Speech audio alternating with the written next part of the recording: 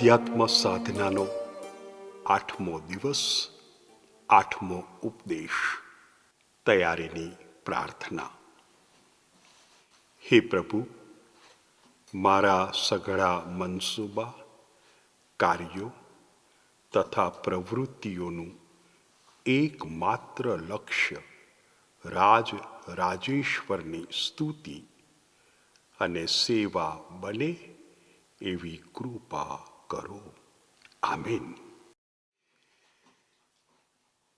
સંત ઇગ્નાસે 30 દિવસની અધ્યાત્મ સાધના રચી.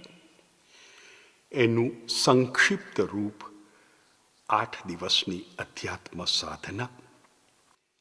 30 દિવસમાં જે વિષયો સંત ઇગ્નાસ હાથ ધરે છે એ વિષયો 8 દિવસની અધ્યાત્મ સાધનામાં પણ હાથ ધરવામાં આવે છે. વિષયને આપણે સપ્તાહ કહીએ છીએ. 7મા દિવસે આપણે 3જું સપ્તાહ પૂરું કર્યું. 8મા દિવસે એટલે કે આજે આપણે ચોથા સપ્તાહનો વિષય ઈસુનું પુનરુત્થાન. આ ઈસુનું પુનરુત્થાન એ આજનો વિષય છે. એટલે સાધક, જે કંઈ સાંભળો છો, તમને જે કંઈ સ્પર્શી જાય એ આજના તમારા અંગત મનન ચિંતનમાં, અંગત ધ્યાનમાં લાવજો અને ભરપૂર ફાયદો ઉઠાવજો. શું છે હેતુ આ ચોથા સપ્તાહનો, ચોથા વિષયનો? પ્રભુ ઈસુ પાપ ઉપર વિજય મેળવે છે, મૃત્યુ ઉપર વિજય મેળવે છે. પ્રભુ ઈસુ હર્ષોલ્લાસથી ભરપૂર છે. એ પ્રભુ ઈસુના વિજયોત્સવમાં સહભાગી થવું છે, એ વિજયનો આનંદ માણવો છે. અને એ માટે આજના ધ્યાન મદદરૂપ થશે, આ સમજૂતી પણ મદદરૂપ થશે. આપણે કેટલીક સમજૂતી કેળવી લઈએ. પહેલી સમજૂતી, પુનરુત્થાન. પ્રભુ ઈસુના જીવનનો આ પ્રસંગ એ ઇતિહાસ બહારનો પ્રસંગ છે. ઐતિહાસિક છે, પણ ઇતિહાસ બહાર. ટ્રાન્સ હિસ્ટરી અંગ્રેજીમાં કહેવાય. ઈસુનો જન્મ ઇતિહાસમાં, એક સ્થળ બેથલેહેમ, એક તારીખ. ઈસુનું મૃત્યુ ઇતિહાસમાં, એક સ્થળ કાલવારીનો ડુંગર, ગુલગથા જગ્યા. એક સમય શુક્રવાર, ઈસવીસન 33ની સાલ. એટલે ઇતિહાસમાં જે બનાવો બન્યા એ બધા બનાવો જેને જોવા હોય, જેને અનુભવવા હોય, એ બધા ભક્તો, એ બધા માનવો જોઈ શકે, અનુભવી શકે. પણ પુનરુત્થાન એવો બનાવ નથી. પુનરુત્થાન તો ટ્રાન્સ હિસ્ટરી, ઇતિહાસ બહાર.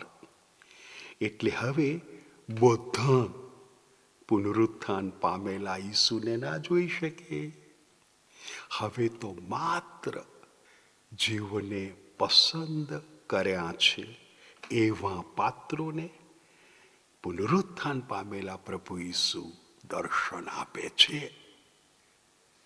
હવે આપણે આ પાત્રોની એક નાનકડી યાદી બનાવીશું, જેથી સાધકને જો ઈચ્છા થાય તો શુભ સંદેશ ખોલીને એ વર્ણન વાંચી શકે.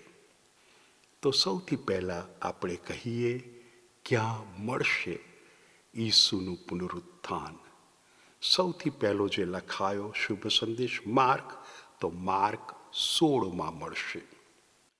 16મો અધ્યાય.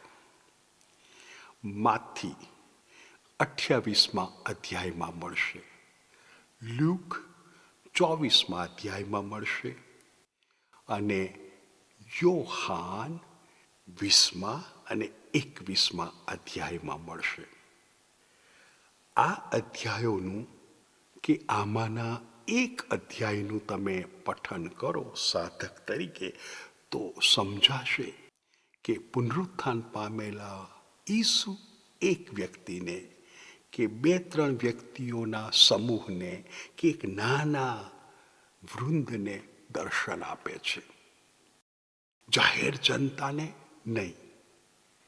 એટલે આપણે જો યોહાનનો શુભ સંદેશ દાખલા તરીકે લઈએ તો 20મા અધ્યાયમાં 1લી કડીથી 10મી કડીમાં પીતર અને યોહાન આ 2 શિષ્યોને દર્શન આપે છે પુનરુત્થાન પામેલા ઈસુ, પણ આડકતરી રીતે.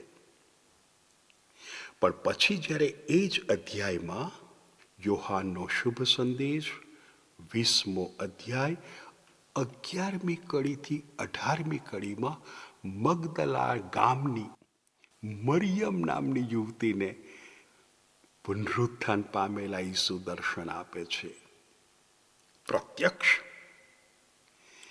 આગળ વધીએ તો એ જ અધ્યાયમાં 20મો અધ્યાય 19મી કડીથી 23મી કડીમાં થોમા સિવાયના 10 શિષ્યોના વૃંદને દર્શન આપે છે પુનરુત્થાન પામેલા ઈસુ. આપણે જાણીએ છીએ યહૂદા ઇશ્કરિયોત તો બહાર નીકળી ગયા છે. પછી 20મા અધ્યાયની 24મી કડીથી 29મી કડીમાં થોમાને દર્શન આપે છે. એટલે કાં તો એક વ્યક્તિ કાં તો એક નાનું વૃંદ. આપણે જો લ્યુકના શુભ સંદેશમાં જઈએ તો ત્યાં 24મા અધ્યાયમાં 13મી કડીથી 35મી કડીમાં એમ્માઉસ નામનું એક ગામ છે, એના માર્ગે 2 શિષ્યો જઈ રહ્યા છે. એકનું નામ જાણીએ છીએ ક્લિયોપાસ, એનો સાથી છે. આ બંને ભાઈઓને કે આ બંને સાથીઓને પુનરુત્થાન પામેલા ઈસુ દર્શન આપે છે. આ એટલા માટે કહું છું કે સાધકને જો કદાચ એકાદ પુનરુત્થાન પામેલા પ્રભુ ઈસુનો પ્રસંગ વાંચવો છે અને પછી ધ્યાન ધરવું છે તો કરી શકે. ઇગ્નાસ તો કહે છે પુનરુત્થાન પામેલા પ્રભુ ઈસુ માં મરિયમને દર્શન આપે છે. જો કે આ વાત એક પણ શુભ સંદેશમાં લખાઈ નથી, પણ બધું જ શુભ સંદેશમાં લખાયું નથી. એટલે આપણે સ્વીકારી શકીએ કે અવશ્ય પુનરુત્થાન પામેલા પ્રભુ ઈસુ સૌ પ્રથમ માં મરિયમને દર્શન આપતા જ હશે, એમણે દર્શન આપ્યા જ હશે. કેવી રીતે કરીશું આ ધ્યાન, કેવી રીતે કરીશું આ મનન ચિંતન, તો જોવાનું. જો કદાચ માં મરિયમ અને ઈસુ આ 2, તો પછી આપણે તો કલ્પનાનો ઉપયોગ કરવો પડશે, કારણ કે આપણી પાસે શુભ સંદેશનું કોઈ વર્ણન નથી. એટલે આપણે જોવાનું આ પુનરુત્થાન પામેલા ઈસુ આ માં મરિયમ શું કરે છે. એ બંને વચ્ચે સંવાદ થાય છે. આ બંને કંઈક પ્રવૃત્તિ કરે છે, આલિંગન, ચુંબન, વંદન, પૂજન. પ્રભુ છે આ તો. હવે આ રીતે ધ્યાન ધરતા અંતરમાં કંઈક થશે. અને માં મરિયમનો ચહેરો જોતા એમના ચહેરા પરનો આનંદ આપણા અંતરમાં આનંદ અને હરખ પેદા કરશે. ઇગ્નાસ માત્ર પુનરુત્થાન પામેલા ઈસુની જ વાત કરે છે. એ હવે હું જે વાત કરવાનો છું એ વાત નથી કરતા, એ પણ આપણે મનન ચિંતન કરી શકીએ. એ મુદ્દો છે ઈસુનું સ્વર્ગારોહણ. સંત ઇગ્નાસ એ મુદ્દો નથી લેતા, પણ ઈસુ 40 દિવસ માટે આ પોતાના શિષ્યોને વારંવાર વારંવાર વારંવાર દર્શન આપીને એ બધાના અંતરમાં પાક્કી ખાતરી કરાવે છે, દ્રઢ શ્રદ્ધા કે ઈસુનું પુનરુત્થાન થયું જ છે. એટલે કદાચ એક જ વખત જો ઈસુએ દર્શન આપ્યા હોતો, ઓ બાપરે, મને કંઈ આભાસ થયો, કંઈ સાચું નહોતું ને મારી આ કલ્પના હતી? ના, વારંવાર વારંવાર. એટલે 40 દિવસ માટે પુનરુત્થાન પામેલા ઈસુ આ શિષ્યોને દ્રઢ પ્રતીતિ કરાવે છે. એક કારણ છે આ શિષ્યોએ હવે ઈસુના સાક્ષીઓ બનવાનું છે. આ સાધકે જે અધ્યાત્મ સાધના કરી રહ્યો છે કે કરી રહી છે, એણે હવે ઈસુના સાક્ષી બનવાનું છે. સાક્ષી એટલે ઈસુનો જે અનુભવ થયો, કારણ કે આ તો બધા ઈસુની સાથે એમના જાહેર જીવનના આરંભથી જ છે. એટલે એમણે ઈસુને જોયા છે, ઈસુને સાંભળ્યા છે, ઈસુને ચમત્કાર કરતા જોયા છે, ઈસુને દુઃખ ભોગવતા જોયા છે, ઈસુને મૃત્યુ પામેલા જોયા છે, અને હવે પુનરુત્થાન પામેલા ઈસુ. એટલે સાક્ષી પૂરવાની છે. એમને જે અનુભવ થયો છે પવિત્ર ત્રૈક્યનો બીજો જણ. સાક્ષાત પ્રભુ માનવ બન્યા છે, પૂરેપૂરા માનવ. યહૂદી સંસ્કૃતિમાં જન્મ્યા છે, ઈસુ નામ ધારણ કર્યું છે, અને એ ઈસુએ જાહેર જીવનમાં એટલા બધા શુભ કાર્યો કર્યા, અને પછી તો બધી માનવ જાતના બધા પાપો પોતાને શિરે લઈ લીધા, પાપ મુક્ત કરી માનવ જાતને, અને પછી ક્રૂસ ઉપર પ્રાણ પાથર્યા. એ હવે પુનરુત્થાન પામ્યા છે. એટલે આપણે બધા પુનરુત્થાન પામવાના છીએ. આપણા પાપ ધોવાઈ ગયા છે, મૃત્યુનો પરાજય થયો છે. આ સાક્ષી પૂરવાની છે. એ સાક્ષી માટે ઉપદેશ કરવો પડશે, અથવા એ સાક્ષી માટે એવું જીવન જીવવાનું છે કે જીવન જોતાં જ બધાને અનુભવ થાય, હા, આ ભાઈઓ અથવા આ બહેનો જે જીવન જીવે છે, સાચે સાચ એમનો પ્રભુ જીવંત છે, પુનરુત્થાન પામેલો છે. એટલે આ સાધકે પણ હવે સાક્ષી બનવાનું છે. આ સ્વર્ગારોહણનું વર્ણન પ્રેષિતોના ચરિતો ગ્રંથનું નામ છે. એનો 1 અધ્યાય અને એની 6ઠી કડીથી 11મી કડીમાં છે.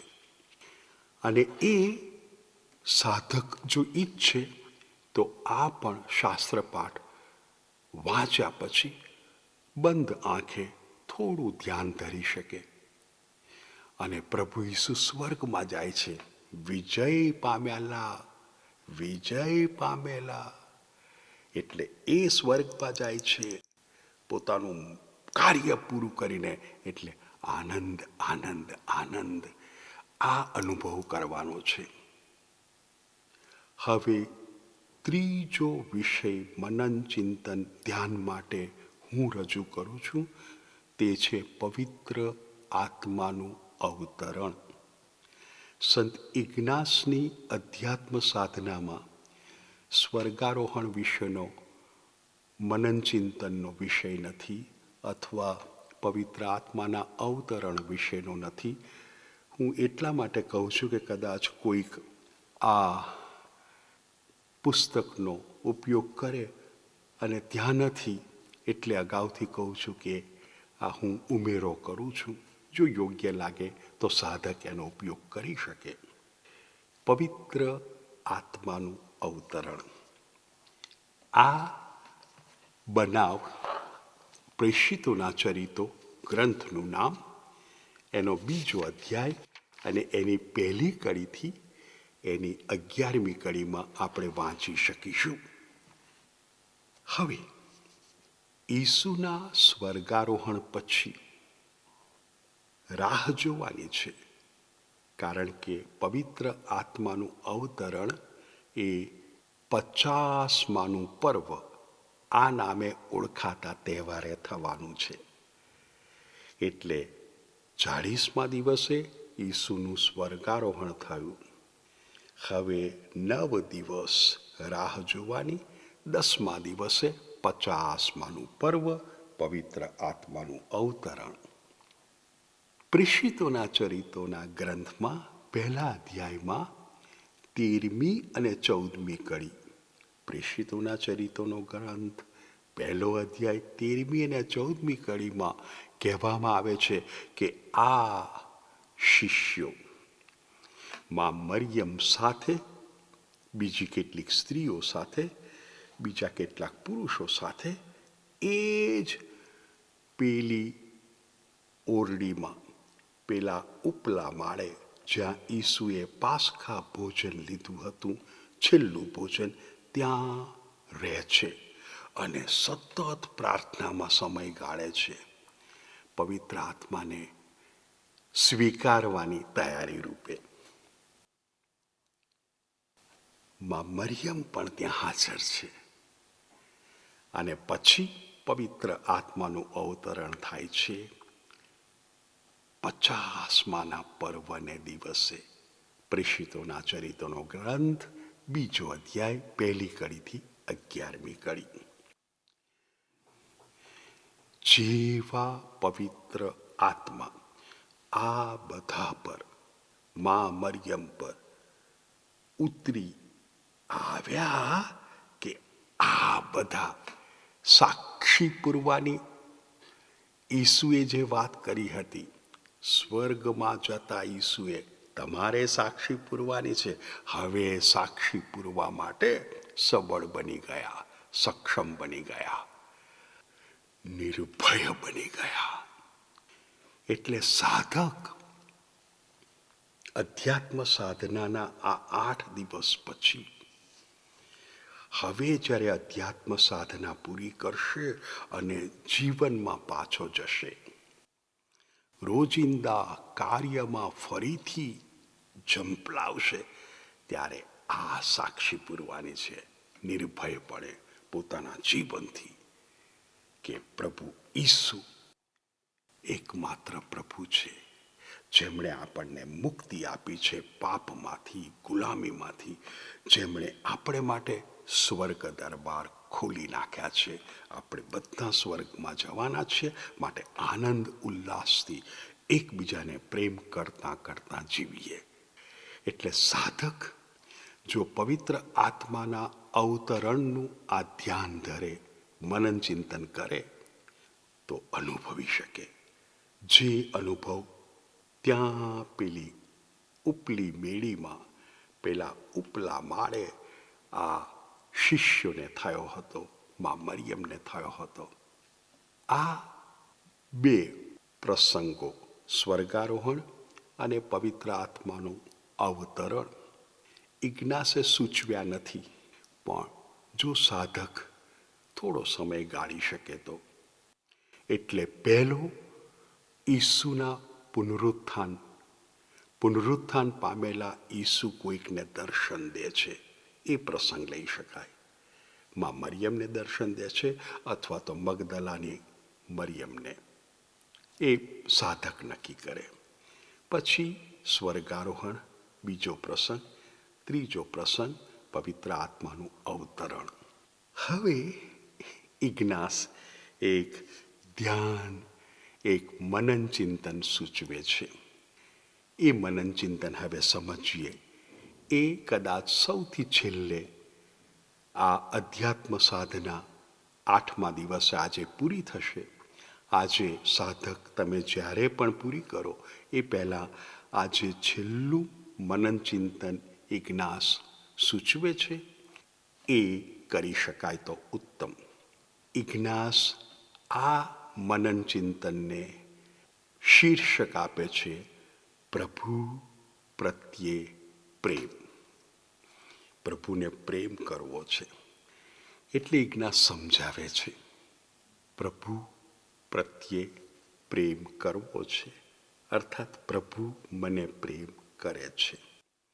એટલે સૌથી પહેલી બાબત ઇગ્નાસ કહે છે, પ્રેમ માત્ર શબ્દો નથી, પ્રેમ તો કાર્ય છે, પ્રેમ તો પ્રવૃત્તિ છે. અને હવે કહે છે કે જો બે પક્ષ હોય ને તો આ પક્ષને આપે આપ, અને આ પક્ષ પાસેથી લે આપ લે. હવે આ પક્ષ પણ સામે આપ, અને આ પક્ષ પણ લે આપ લે. તો પ્રેમ એટલે આપ લે. જો એક આપે તો બીજો લે, પણ બીજાએ પછી પાછું આપવાનું કે જેથી જેણે પહેલાંએ આપ્યું છે એ પણ લે. નાનો દાખલો, એટલે મમ્મીએ બાળકને ઉંચકી લીધું અને એક પપ્પી કરી.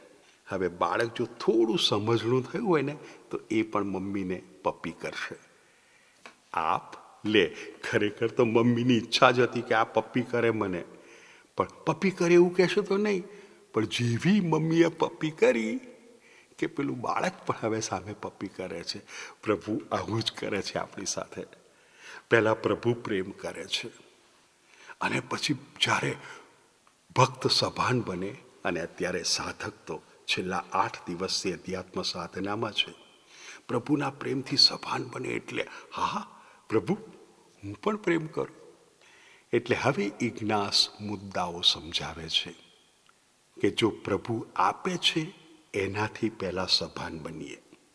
હવે આ મુદ્દો મેં આપણા પહેલા સપ્તાહમાં લીધો હતો, એન્ટિસિપેટ કર્યો હતો. આત્મનિરીક્ષણનો વિષય હતો, દિવસ પહેલો હતો, અને ત્યાં મેં કીધું હતું કે પ્રભુ આપણને વિવિધ પ્રકારની શક્તિઓ આપે છે, આવડતો આપે છે, ગુણો આપે છે. અને પછી 5 પ્રકારની શક્તિઓ મેં કીધી હતી. શારીરિક શક્તિઓ, માનસિક શક્તિઓ, હાર્દિક શક્તિઓ, આધ્યાત્મિક શક્તિઓ અને પ્રયત્નથી પ્રાપ્ત કરેલી શક્તિઓ પહેલા દિવસે. હવે આ બધું પ્રભુએ આપ્યું, મમ્મીએ પપ્પી કરી. એ પહેલા દિવસે આપણે સભાન બન્યા હતા. હવે જો પ્રભુ મને આપે છે તો બાળક હવે મમ્મીને પપ્પી કરે છે. હવે આપણે પ્રભુને આપવું છે. પ્રભુ તમે મને જે આપ્યું છે એ વાપરીને તમારો મહિમા કરું છું. જેટલો એનો વધુ ઉપયોગ કરું એટલો તમારો વધુ મહિમા. એટલે પહેલાં તો અંતરને આભારથી ભરવાનું છે, અને હવે એનો ઉપયોગ કરવાનો છે. એટલે માનો તમે મને ભેટ આપી અને મેં એનો ઉપયોગ કર્યો. હવે હું તમને સામે એ ઉપયોગ કરવાથી જે ફળ પેદા થયું એ તમને આપી રહ્યો છું. જુઓ, હું પણ તમને પ્રેમ કરું છું. ઇગ્નાસ આ પહેલો મુદ્દો કહે છે. પછી ઇગ્નાસ બીજો મુદ્દો કહે છે, જુઓ આ પ્રભુ આપણી આજુબાજુ કેવી રીતે વસે છે. ઇગ્નાસ કહે છે આ પર્વત છે ને, પર્વતમાં વસીને પ્રભુ પર્વતને અસ્તિત્વ આપે છે. પ્રભુ ના હોત તો પર્વત ના હોત. આ વનસ્પતિ છે ને, એ વનસ્પતિમાં વસીને પ્રભુ એને ચેતન આપે છે. આ પ્રાણી છે ને, એ પ્રાણીમાં વસીને આ પ્રાણીને સંવેદન શક્તિ આપે છે. આ માનવ છે ને, આ માનવમાં વસીને એને બુદ્ધિ શક્તિ આપે છે. એટલે આપણે તો આ પર્વત જોઈએ, આ નદી જોઈએ, આ વનસ્પતિ જોઈએ, આ વૃક્ષ જોઈએ, આ પ્રાણી જોઈએ અને આ માનવ જોઈએ, સર્વમાં પ્રભુ વસે છે. એટલે આપણે તો ઘેરાયેલા છીએ પ્રભુથી. ઇગ્નાસ કહે છે આ આપણી સાથે ને સાથે રહીને પ્રભુ આપણને પ્રેમ કરે છે. તો હવે હું શું કરીશ? હું પણ પ્રભુની સાથે ને સાથે રહીશ. મમ્મીએ પપ્પી કરી તો બાળક પપ્પી કરે છે કારણ કે સમજણું છે. હજી ઇગ્નાસ આપણને આગળ લઈ જાય છે ને કહે છે, જુઓ આ બધા આપણી આજુબાજુના સર્જન છે ને એમાં પ્રભુ કાર્ય કરે છે, કાર્યરત છે આપણા ભલા માટે. એટલે પેલા સૂર્યમાં પ્રભુ કાર્યરત છે એટલે સૂરજ ગરમી આપે છે. એ ગરમી પેલા દરિયાના પાણી પર પડે છે જ્યાં પ્રભુ કાર્યરત છે એટલે પાણી ઉકળે છે. એ પાણી ઉકળે છે એટલે જે વરાળ બને છે એમાં પ્રભુ કાર્યરત છે કે વરાળ ઉપર જાય છે. એ વરાળ હવે વાદળું બને છે. હવે પેલો પવન જેમાં પ્રભુ કાર્યરત છે વાદળાને ખેતર ઉપર લઈ આવે છે અને ખેતર ઉપર વરસાવે છે. આ જમીનમાં પ્રભુ કાર્યરત છે કે જેથી જમીન ભીની થાય છે. અને હવે પેલો ખેડૂત હળ ચલાવે છે, ખેડૂતમાં કાર્યરત છે. હવે ત્યાં વાવણી થશે, એ વાવણીમાં પ્રભુ કાર્યરત છે અને કાપણી થશે ત્યારે એ અનાજમાં પ્રભુ કાર્યરત છે. એ હવે હું ખાવાનો છું. જુઓ મારે માટે કેટલું કાર્ય કરે છે પ્રભુ. એટલે હવે હું વિચાર કરું છું, મમ્મીએ પપ્પી કરી તો મારે પણ કરવાની. ચાલો હું પણ પ્રભુને પ્રેમ કરું. પ્રભુ તમારા કાર્ય માટે આભાર અને હું તમને પ્રેમ કરું છું. ચોથો મુદ્દો કહે છે કે જેમ આ સૂરજમાંથી કિરણ આવે છે એટલે અહીં જમીન પર જે ગરમીનો અનુભવ થાય છે એ ખરેખર તો પેલા મૂળોમાંથી આવે છે. આ નદીનું પાણી, અહીં મને જે પાણીનો અનુભવ થાય છે ને એ પેલા ગૌમુખમાંથી આવે છે, પર્વતમાંથી નીકળતી નદી. એટલે જો મારામાં બોલવાની શક્તિ છે તો પેલો સ્ત્રોત છે, પ્રભુ સ્ત્રોત છે. મારી કોઈ પણ શક્તિ, મારો કોઈ પણ ગુણ, મારી કોઈ પણ આવડત, એનો મૂળ સ્ત્રોત છે પ્રભુ. પ્રભુ મને આપ્યા કરે છે. તો હવે હું પણ પાછું વાળું છું. પ્રભુ તને સર્વ અર્પણ કરું છું. એ છે મારો તમારા પરનો પ્રેમ. સાધક ભાઈઓ બહેનો, અધ્યાત્મ સાધનામાં જોડાવા બદલ તમારો આભાર. પ્રભુને પુષ્કળ પ્રેમ કરજો કારણ પ્રભુ તમને પ્રેમ કરે છે. તમારી પ્રાર્થનામાં મને પણ યાદ કરજો. અહીં આપણે અધ્યાત્મ સાધનાનું ચોથું સપ્તાહ અને અધ્યાત્મ સાધના પૂરી કરીએ છીએ.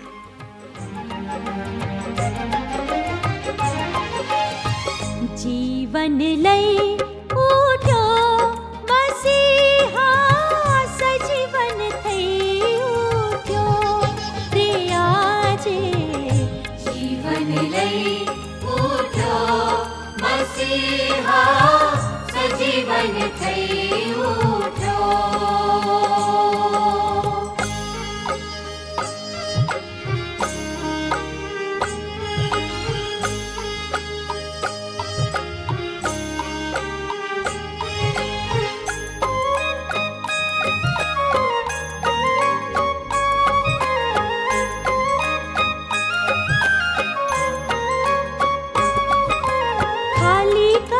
सुना कफन मरियम वाली जाय, देह की सुनो क्यांय નથી એ મનમાં હે મૂંઝાય. ખાલી કબર સુના કફન મરિયમ વાળી જાય, દેહ કી સુનો ક્યાંય નથી એ મનમાં હે મૂંઝાય. જીવન લઈ ઉઠ્યો